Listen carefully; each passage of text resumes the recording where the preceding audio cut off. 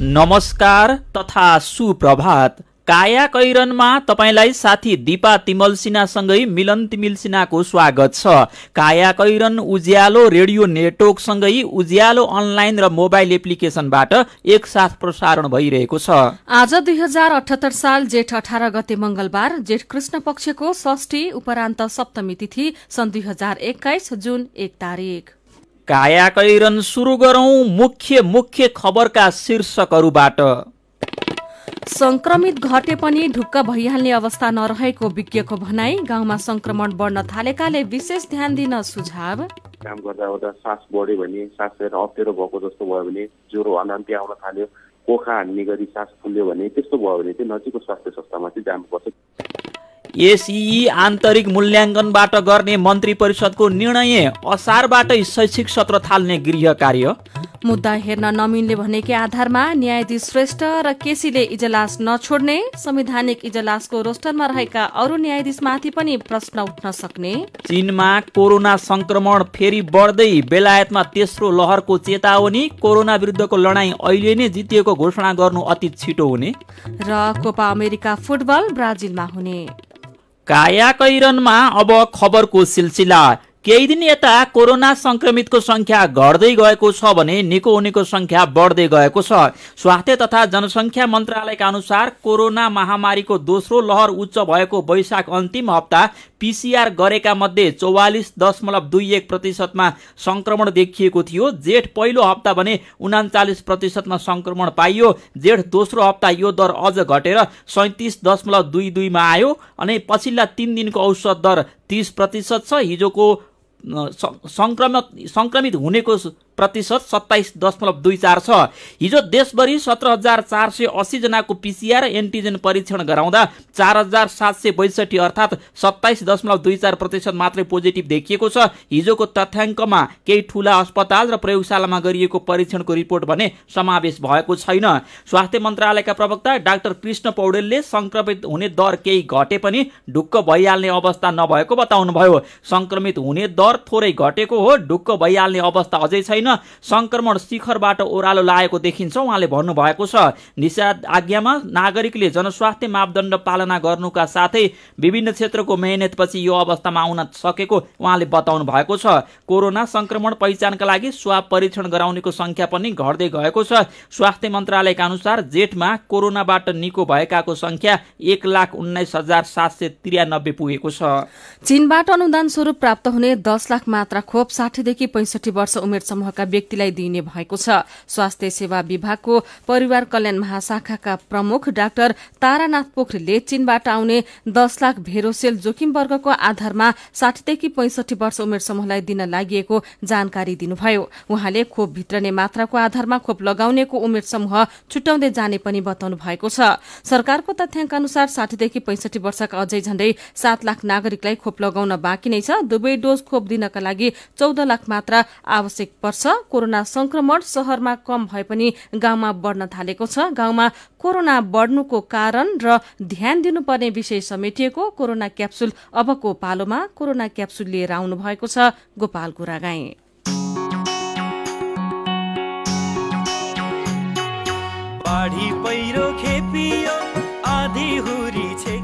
कोरोनाको यो 45औं क्याप्सुल हो।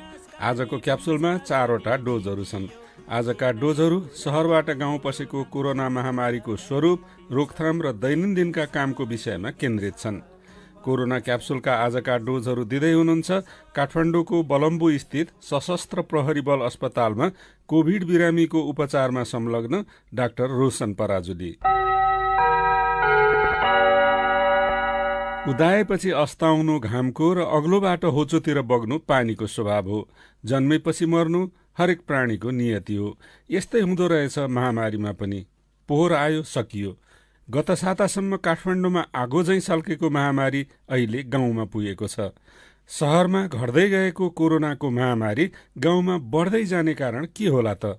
सुनौ कोरोना क्याप्सुलको पहिलो डोज। लक्षण आफूमा नबोकिकन हामी गाउँमा प्रवेश गर्यौं। गाउँमा गइसकेपछि हाम्रो घर परिवार माहौल हुन्छ। हाम्रो जुन एसएमएस विधि छ त्यो हामी अपनाउँदैनौँ अनि त्यो गर्दाखेरि संक्रमण चाहिँ एक व्यक्तिबाट अर्को व्यक्तिमा फैलिन सक्ने भयो। एउटा कारण।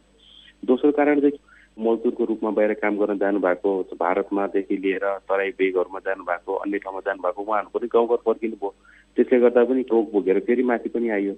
अर्को एउटा कारण चाहिँ ट्रेसिङहरू गाउँमा चाहिँ यसको अभाव हुन सक्छ, जसको कारणले गर्दा रोग चाहिँ सुरुको अवस्थामा पहिचान गर्न नसकिने र एकैचोटि वात्त फैलिसकेपछि मात्रै त्यसमा पहिचान हुने हुँदा यो कारणले गर्दा चाहिँ गाउँमा अलिकति बढी फैलिएको देखिन सकिन्छ। कोरोना संक्रमणलाई सामान्य रुगाखोकी मानेर स्वाब दिन र जाँच गर्न नमानेका कारण पनि केही गाउँमा कोरोनाको महामारी भुसको आगो झैं फैलिरहेको छ। तर गाउँमा होम आइसोलेसन बस्न अप्ठ्यारो छ भन्नेहरू पनि धेरै छन्। के गाउँमा आइसोलेसनमा बस्न साँच्चै नै अप्ठ्यारो छ त?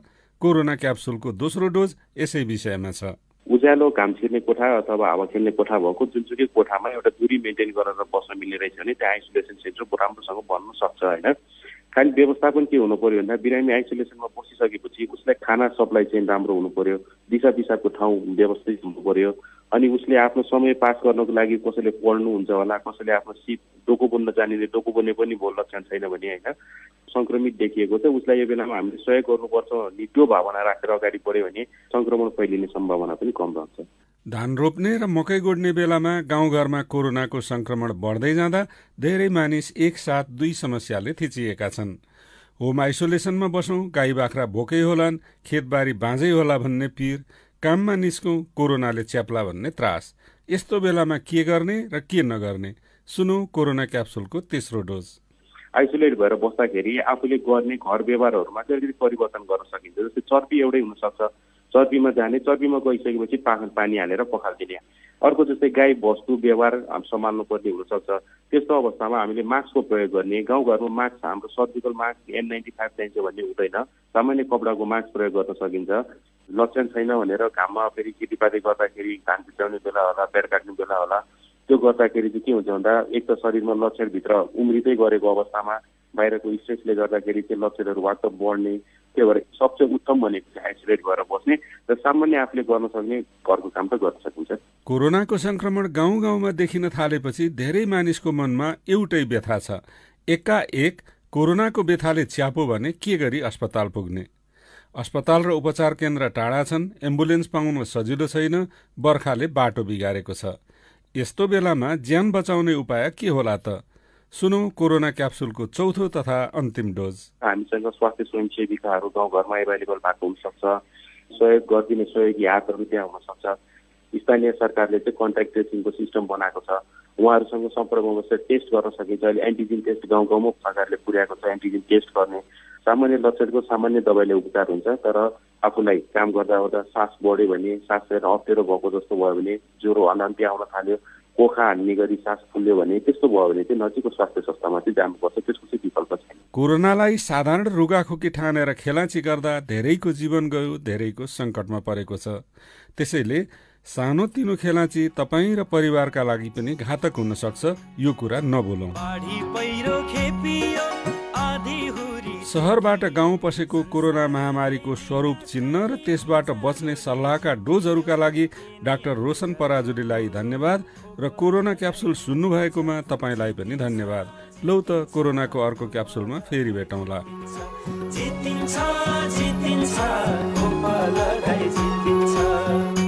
काया कैरनमा खबरको सिलसिला बाँकी नै छ, सुन्दै गर्नुहोला। उज्यालो रेडियो नेटवर्कसँगै उज्यालो अनलाइन र मोबाइल एप्लिकेसनमा प्रसारण भइरहेको काया कैरनमा तपाईँलाई फेरि स्वागत छ। काया कैरनमा यतिन्जेल हामीले संक्रमित घटे पनि ढुक्क भइहाल्ने अवस्था नरहेको विज्ञको भनाई, चीनबाट ल्याइने खोप 60 देखि 65 वर्ष उमेर समूहकालाई दिइने, गाउँमा संक्रमण बढ्न थालेकाले विशेष ध्यान दिन सुझाव लगायतका खबर प्रस्तुत गर्यौं। अब बाँकी खबर। यस वर्षको माध्यमिक शिक्षा परीक्षा एसई पनि आन्तरिक मूल्याङ्कनबाटै हुने भएको छ। हिजो बेलुकी बसेको मन्त्री परिषद बैठकले पोहोर जस्तै यसपालि पनि परीक्षा आन्तरिक मूल्याङ्कनबाटै गर्ने निर्णय गरेको हो। यो निर्णय अनुसार विद्यालयहरूले गरेको आन्तरिक मूल्याङ्कनका विवरण सम्बन्धित जिल्ला शिक्षा विकास तथा समन्वय समितिमा पठाउने र शिक्षा विकास तथा समन्वय इकाइले प्रमाणित गरी राष्ट्रिय परीक्षा बोर्डमा पठाउनु पर्नेछ। विवरणका आधारमा परीक्षा बोर्डले परीक्षाफल तयार पारी सार्वजनिक गर्नेछ। यसअघि शिक्षा मन्त्रालयको बैठकले गएको वर्ष जस्तै आन्तरिक मूल्याङ्कन विधि अनुसार एसई सम्पन्न गराउने प्रस्ताव मन्त्री परिषदमा पठाएको थियो। गएको वर्ष विद्यालयको प्रधानाध्यापक, कक्षा शिक्षक र अनुभवी शिक्षक गरी 3 सदस्यीय मूल्याङ्कन समिति गठन गरी पहिलो त्रैमासिक अवधिको मूल्याङ्कन 10%, दोस्रो त्रैमासिक अवधिको मूल्याङ्कन 30% र तेस्रो त्रैमासिक अवधिको 60% अङ्कका आधारमा मूल्याङ्कन गरिएको थियो। मूल्याङ्कन समितिले राष्ट्रिय परीक्षा बोर्डले तोके अनुसार विद्यार्थीको प्राप्ताङ्क शिक्षा विकास तथा समन्वय इकाइमा बुझाएपछि सम्बन्धित शिक्षा विकास तथा समन्वय इकाइहरूले विवरण राष्ट्रिय परीक्षा बोर्डमा पठाई बोर्डले नतिजा सार्वजनिक गरेको थियो। यस वर्ष पनि कोरोना महामारीका कारण परीक्षा सञ्चालन गर्न नसकिने अवस्था भएपछि सरकारले गएको वर्षकै विधि अपनाउने निर्णय गरेको हो। कोरोना महामारीका बीच पालिकाहरू जेठभित्रै चालू शैक्षिक सत्र सकेर असारदेखि नयाँ शैक्षिक सत्र थाल्न अग्रसर देखिएका छन्। निषेधाज्ञाका कारण देशभरका शिक्षण संस्था ठप्प भए पनि पालिकाहरू आन्तरिक मूल्याङ्कनबाटै अन्तिम नतिजा प्रकाशन गरेर शैक्षिक सत्र 2078 को पठन पाठन थाल्ने तयारीमा जुटेका हुन्। त्यसका लागि यसअघि सञ्चालित परीक्षा, निरन्तर मूल्याङ्कन र वैकल्पिक विधिबाट लिएका परीक्षाका आधारमा नतिजा प्रकाशन गर्ने मापदण्ड तय भएको छ। कक्षा 8 मा पालिका स्तरीय परीक्षा हुने व्यवस्था छ। धेरै पालिकाले यिनै मापदण्ड अनुसार विद्यालयले पठाएको अङ्कका आधारमा नतिजा प्रकाशन गर्ने निर्णय गरेका हुन्। कक्षा 8 को नतिजा तयार पारेर सम्बन्धित पालिकामा पठाउन सर्कुलर गरिएको छ। कतिपय पालिकाले नतिजा प्रकाशनका लागि कार्य ढाँचा समेत जारी गरेका छन्। शिक्षा मन्त्रालयले गएको वर्षको कोरोना महामारीका कारण वैशाखदेखि सुरु हुने शैक्षिक सत्रलाई असारमा सारेको थियो। यसपालि पनि वैशाखदेखि शिक्षण संस्था ठप्प छन्। पठन पाठन र परीक्षा रोकिएको छ। मन्त्रालयले अर्को निर्णय नभएसम्म असार पहिलो हप्तादेखि नै शैक्षिक सत्र सुरु हुने जनाएको छ। यस्तै निषेधाज्ञा लम्बिँदै जाँदा त्रिभुवन विश्वविद्यालयले पनि अनलाइनबाट पठन पाठन र परीक्षा सञ्चालन गर्न जोड दिएको छ। प्रतिनिधि सभा विघटन विरूद्धको रिट निवेदनमा संवैधानिक इजलासमा रहेका 2 न्यायाधीश तेजकुमार केसी र बम कुमार श्रेष्ठले आफूहरू वकिलले भनेकै आधारमा इजलासबाट बाहिर नजाने अडान लिनु भएको छ। न्यायाधीश केसी र श्रेष्ठले राजनीतिक मुद्दा जोडेर वकिलहरूले आफूलाई मुद्दा हेर्न नमिल्ने भनेकै आधारमा इजलास नछोड्ने बताउनु भएको हो। वकिलहरूले प्रश्न उठाएपछि प्रधान न्यायाधीश चोलेन्द्र शमशेर जबराले 2 न्यायाधीशलाई स्वविवेक अधिकार दिनुभएको थियो। तर 2 न्यायाधीश केसी र श्रेष्ठले आफू संवैधानिक इजलासमा बसेर मुद्दा हेर्ने अडान लिनु भएको हो। संवैधानिक इजलासमा रहेका वरिष्ठ न्यायाधीश दीप कुमार कार्की र न्यायाधीश आनन्द मोहन भट्टराईले 2 जना श्रीमानमाथि प्रश्न उठेकाले इजलास छाड्न सुझाव दिनु भएको थियो। तर न्यायाधीश केसी र श्रेष्ठले इजलास नछोड्ने लिखित जानकारी गराएपछि वरिष्ठ न्यायाधीश कार्की र भट्टराई आफै इजलास छोड्ने कि के गर्ने भन्ने अन्यलमा पर्नु भएको छ। आज बस्ने संवैधानिक इजलासमा उहाँहरूले आफ्ना राय राख्न सक्नुहुनेछ। यस्तै प्रतिनिधि सभा विघटन विरूद्धको रिट निवेदनमा न्यायाधीश तेजकुमार केसी र बम कुमार श्रेष्ठले मुद्दा हेर्न नमिल्ने भन्दै रिट निवेदकले प्रश्न उठाए संवैधानिक इजलासको रोस्टरमा रहेका अन्य 9 न्यायाधीशका विषयमा पनि प्रश्न उठ्ने भएको छ। प्रधान न्यायाधीश जबरालाई वरिष्ठ न्यायाधीशहरूलाई पन्छाएर संवैधानिक इजलास गठन गरेको भनी प्रश्न उठिरहेका बेला 9 न्यायाधीश दीपक कुमार कार्की, मीरा खड्का, हरिकृष्ण कार्की, विशम्बर श्रेष्ठ, ईश्वर खतिवड़ा, आनन्द मोहन भट्टराई, अनिल कुमार सिन्हा, प्रकाशमान सिंह राउत र सपना प्रधान मल्लले समेत संसद विघटन विरूद्धको रिट हेर्न नमिल्ने देखिएको खबर आजको राजधानी दैनिकले छापेको छ।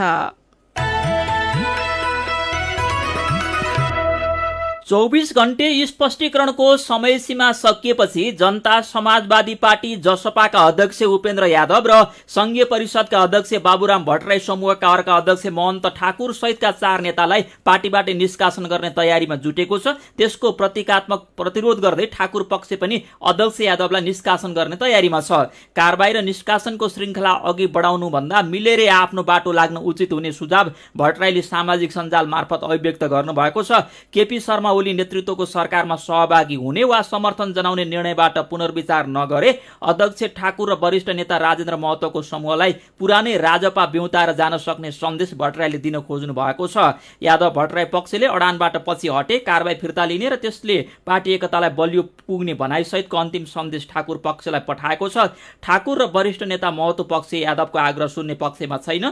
1-2 दिनभित्रै ओली नेतृत्वकै सरकारमा जाने यो पक्षको तयारी छ। सरकारमा सहभागिता र मन्त्रालय मन्त्रालय भागबण्डाको विषयमा ठाकुर र महतोले हिजै ओलीसँग बालुवाटारमा छलफल गर्नुभएको थियो। ठाकुर महतो पक्ष नेता लक्ष्मणलाल कर्णका अनुसार प्रधानमन्त्री ओलीसँग भएको छलफलमा जसपालाई 8 मन्त्री र 2 राज्य मन्त्री दिने समझदारी बनिसकेको छ।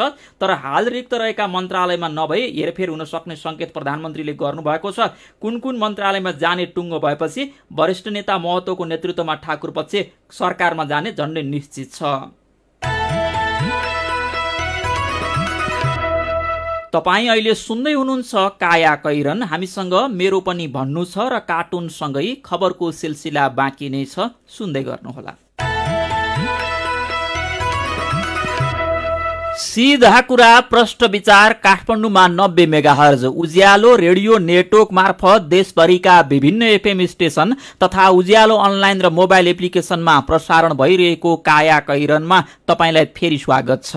अब बाँकी खबर। लुम्बिनी प्रदेशको राष्ट्रिय सभा सदस्य उपचुनावमा कांग्रेसका उम्मेद्वार दृगनारायण पाण्डेय विजय हुनुभएको छ। उहाँ प्रतिद्वन्दीलाई 528 मतभारले पछि पार्दै विजय हुनुभएको हो। उहाँले 4140 मतभार प्राप्त गर्नुभएको छ। प्रतिस्पर्धी एमालेका उम्मेद्वार चन्द्रबहादुर खड्काले 3612 मतभार पाउनु भएको छ। राष्ट्रिय सभा चुनावको प्रदेशतर्फको मत परिणामले लुम्बिनी प्रदेशमा एमाले नेतृत्वको सरकार अल्पमतमा परेको देखिएको छ। पाण्डेयलाई कांग्रेस, माओवादी केन्द्र, राष्ट्रिय जनमोर्चा र जनता समाजवादी पार्टीको उपेन्द्र यादव समूहले समर्थन गरेको थियो। मेरो पनि भन्नु छ। सरकारले आउँदो 10 वर्षभित्रमा पेट्रोलियम पदार्थबाट चल्ने सवारी साधनलाई विद्युतीय सवारी साधनले विस्थापित गर्ने घोषणा गरेको छ। यही विषयमा तपाईले व्यक्त गर्नुभएका विचार तथा प्रतिक्रियालाई आजको मेरो पनि भन्नु छमा समेटेका छौं। अभिषेक पाण्डे लेख्नुहुन्छ, आम नागरिक र सरकारी संयन्त्रले साथ दिएमा असम्भव कुरा होइन अनि फाइदाको त कुरै नगरौं। उपभोक्ताले सस्तोमा इन्धन प्राप्त गर्नु, नेपालमा उत्पादन हुने विद्युतको उपयोग, प्रदूषण कम हुनु, पेट्रोलियम पदार्थको खरिदमा बाहिरिने पैसा रोकिनु जस्ता अनेकौं फाइदा छन्।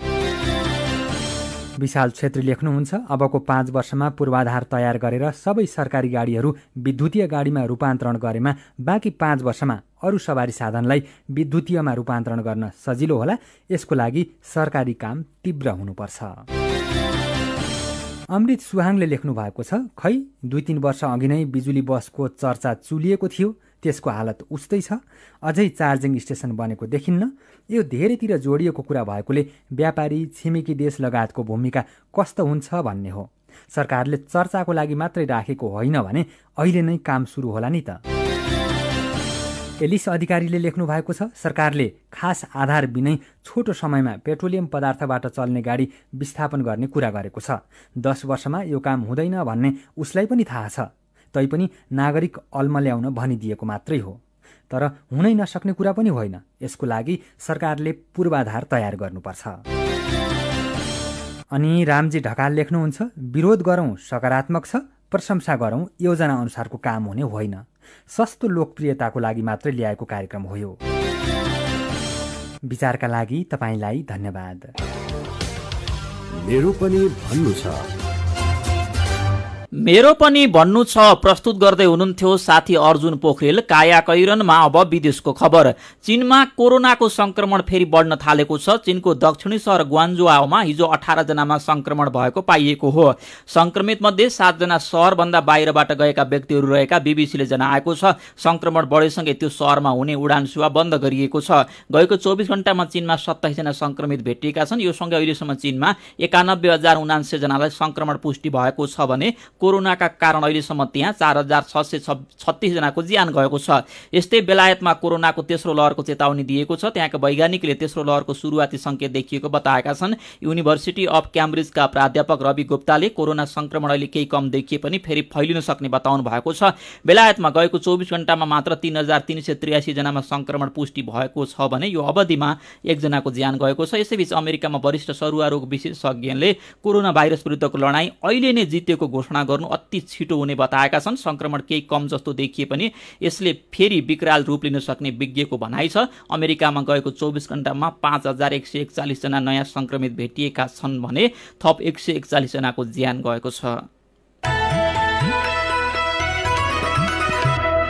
अब खेल खबर। कोपा अमेरिका फुटबल ब्राजिलमा हुने भएको छ। यसअघि अर्जेन्टिनामा हुने भनेको दक्षिण अमेरिकाको प्रतिष्ठित प्रतियोगिता अब ब्राजिलमा हुने भएको हो। कोरोना भाइरसको महामारीका कारण अर्जेन्टिनाबाट प्रतियोगिता सारिएको हो। प्रतियोगिता जुन 13 तारिकदेखि जुलाई 10 तारिकसम्म हुनेछ। कोरोनाको दोस्रो लहरसँगै अर्जेन्टिनामा फुटबल गतिविधि 1 महिनाबाट स्थगित गरिएको छ। सन् 2020मै हुनुपर्ने कोपा अमेरिका फुटबल कोरोना महामारीकै कारण 1 वर्ष पछि सरेको हो। खेलकै अर्को प्रसंगमा जापानी खेलाडी नाओमी ओसाकाले फ्रेन्च ओपन टेनिस नखेल्ने भएकी छिन्। ओसाकाले फ्रेन्च ओपनमा नाम फिर्ता लिएको बताएकी छिन्। ओसाका पेरिसमा जारी प्रतियोगिताको दोस्रो चरणमा पुगेकी थिइन्। दोस्रो वरियता प्राप्त ओसाकाले अस्ति भएको खेलमा रोमानियाकी प्याट्रिसिया मारिया टिगलाई हराएर दोस्रो चरणमा स्थान बनाएकी हुन्। कायाकैरनमा अब केही खबर संक्षेपमा। सरकारले व्यापार घाटा न्यूनीकरण गर्ने बहाना बनाएर खनिजजन्य ढुङ्गा गिट्टी र बालुवा निकासी फुकुवा गरेको छ। ढुङ्गा गिट्टी र बालुवा भारत निकासीले चुरे भाबरमा अत्यधिक दोहन भएपछि 2071 सालदेखि लगाइएको निकासी रोकलाई हटाउने घोषणा सरकारले बजेट वक्तव्य मार्फत गरेको छ। अर्थ मन्त्रालयका सचिव शिशिर कुमार ढुङ्गानाले भने यो निर्णय चुरे क्षेत्र उत्खननका लागि नभएको दावी गर्नुहुन्छ। चुरे क्षेत्र भाङभुङ खनेर निर्माण सामग्री निर्यात गर्न भन्ने खोजिएको होइन। उहाँले भन्नुभयो वातावरणीय रूपमा असर नपुग्ने गरी पहिचान गरिएका खानीबाट उत्खनन गरी विदेश निकासी गर्ने भन्ने हो। त्यो बुँदा अलि स्पष्ट पार्न नसकिएको जस्तो लाग्यो भनेर उहाँले भन्नुभएको खबर आजको कान्तिपुरले छापेको छ। राष्ट्रपति सी जिनपिङले अनुदानको घोषणा गरेको 1 हप्तामै चीनबाट आज 9 लाख डोज खोप काठमाडौँ आउँदैछ। बेजिङबाट 8 लाख डोज खोप नेपाल एयरलाइन्सको जहाजले र कुनमिङबाट 1 लाख डोज हिमालय एयरलाइन्सले काठमाडौँ ल्याउँदैछ। संयुक्त अरब इमिरेट्स यूएईले कोरोना भाइरस विरुद्ध लड्न नेपाललाई स्वास्थ्य सामग्री सहयोग गर्ने भएको छ। यूएईले 150 भेन्टिलेटर सहित झण्डै 10 टन स्वास्थ्य सामग्री भोलि विशेष विमान मार्फत नेपाल पठाउन लागेको हो। सीमा सुरक्षामा केन्द्रित गर्ने गरी सरकारले सशस्त्र प्रहरी बलको दरबन्दी थप्ने तयारी थालेको छ। झण्डै 4000 दरबन्दी थप्ने गृह मन्त्रालयले थालेको हो। बारबारा फाउन्डेसनले कोभिड महामारी विरुद्ध अग्रपंक्तिमा खटिने देशभरका सरकारी तथा सामुदायिक अस्पतालमा कार्यरत डाक्टर, नर्स, स्वास्थ्य कर्मचारी लगायत एम्बुलेन्स चालकको सम्मानमा 1 करोड 1 रुपियाँको पुरस्कार घोषणा गरेको छ।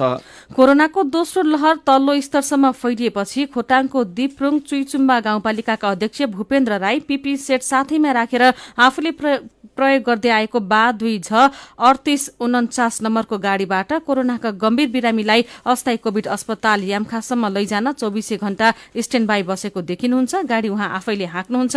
गाउँपालिका अध्यक्ष नै चालक शीर्षकमा आजका पत्रपत्रिकामा यो खबर छापिएको छ। कायाकैरनमा अब पालो आयो उखानको। घाँस भन्दा चटाई ठुलो। उज्यालो रेडियो नेटवर्कबाट प्रसारण भइरहेको कायाकैरन सक्नु अघि मुख्य खबर फेरि एकपटक। संक्रमित घटे पनि ढुक्क भइहाल्ने अवस्था नरहेको विज्ञको भनाई। गाउँमा संक्रमण बढ्न थालेकाले विशेष ध्यान दिन सुझाव। एसईई आन्तरिक मूल्याङ्कनबाट गर्ने मन्त्री परिषदको निर्णय। असारबाट शैक्षिक सत्र थाल्ने गृह कार्य। मुद्दा हेर्न नमिल्ने भनेकै आधारमा न्यायाधीश श्रेष्ठ र केसीले इजलास नछोड्ने। संवैधानिक इजलासको रोस्टरमा रहेका अरू न्यायाधीशमाथि पनि प्रश्न उठ्न सक्ने। चीनमा कोरोना संक्रमण फेरि बढ्दै। बेलायतमा तेस्रो लहरको चेतावनी। कोरोना विरुद्धको लडाईँ अहिले नै जितिएको घोषणा गर्नु अति छिटो हुने। र कोपा अमेरिका फुटबल ब्राजिलमा हुने।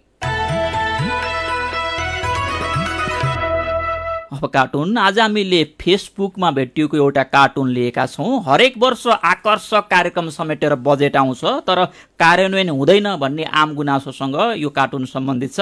यहाँ अर्थमन्त्री बजेट भाषण गर्दै हुनुहुन्छ र बजेट भाषण सकेपछि उहाँ भन्दै हुनुहुन्छ माथि उल्लेखित रकम तथा योजनाहरू काल्पनिक हुन्। कहीँ अन्तै खर्च हुन गएमा संयोग मात्र हुनेछ। आजको कायाकैरन सकिएको छ। कायाकैरनबाट प्राविधिक साथी दिनेश निरौला र सरोज थापासँगै दिपा र मिलन बिदा माग्छौँ। कायाकैरन सुन्नु भएकोमा तपाईँलाई धन्यवाद। उज्यालो मोबाइल र अनलाइनमा प्रसारण भइरहेका रेडियो र अनलाइनका सामग्री भाइबरमा पनि उपलब्ध छन्। कोरोनाको संक्रमणबाट बच्न घरभित्रै बसौँ। अत्यावश्यक कामले घर बाहिर निस्कनु परेमा मास्क लगाउन नबिर्सौँ। नमस्कार।